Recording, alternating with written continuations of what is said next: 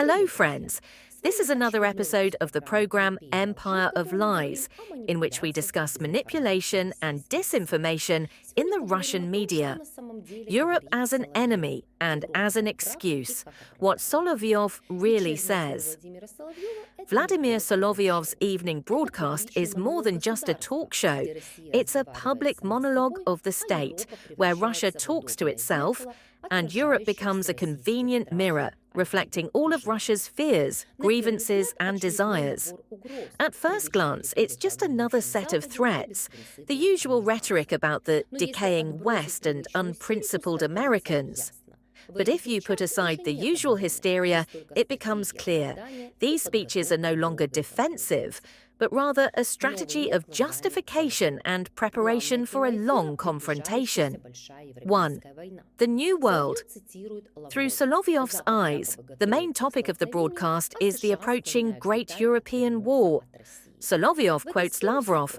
The West is supposedly preparing for a clash, while the US is inciting China to turn away from Russia. This narrative is simple. The world is divided into clans. Morality has disappeared, and only force decides. This is how the new Russian version of realism is constructed.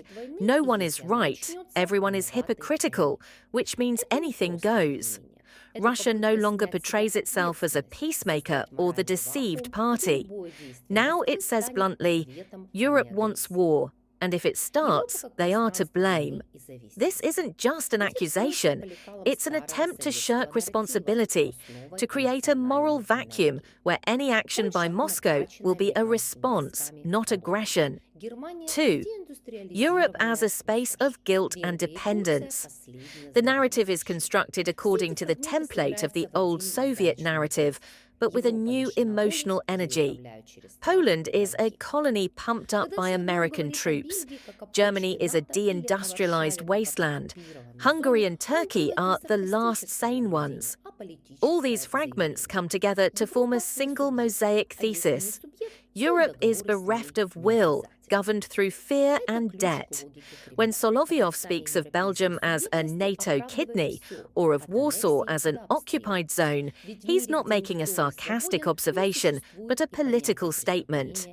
Europe is not a subject, and if it's not a subject, then treaties with it are not binding.